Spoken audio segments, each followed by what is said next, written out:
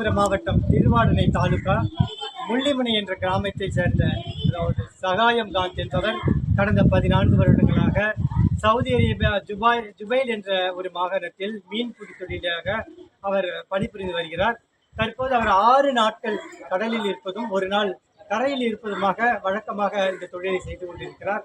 6 நாட்கள் கடல் வேலையை முடித்துவிட்டு கரைக்கு வரும் அந்த ஒரு நாள் அவர் சாப்பிடுவதற்காக ஒரு ஹோட்டலுக்கு போயிருக்காரு. அந்த சமயத்தில் சவுதி காவல்துறை அவரை போதைப் பொருள் விற்றதாக ஒரு பொய்யான ஒரு வழக்கு போட்டு அவரை சிறைச்சாலையில் அடைத்திருக்கிறார்கள். செய்யாத குற்றத்திற்கு அவர் சகாயம் காந்த் இந்த செய்யாத குற்றத்திற்காக சமயகாந்த் அவர்கள் இந்த சிறை தண்டனை அனுபவித்து வருகிறார்கள். ஆகவே சட்ட கவசம் சார்பாக அவரை எப்படியாவது மீட்டு செய்யாத குற்றத்தை நிரூபித்து அவர் எப்படியாவது தாயகம் கொண்டு வர வேண்டும் என்பது நாங்கள் எல்லோரும் ஆவலாக இருக்கிறோம். அது மட்டுமில்லை, முள்ளிமனையில் வசித்து வரும் கிராம மக்களும் இது ஒரு கோரிக்கையாக வைக்கிறார்கள்.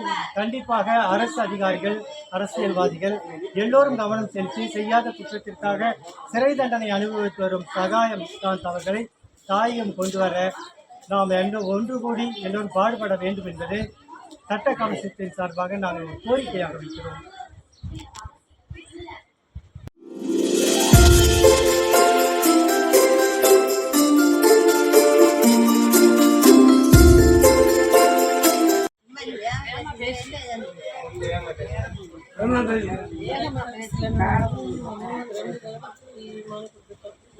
ஆனால் எந்த ஒரு உதவியும் செய்கிற மாதிரி தெரியல.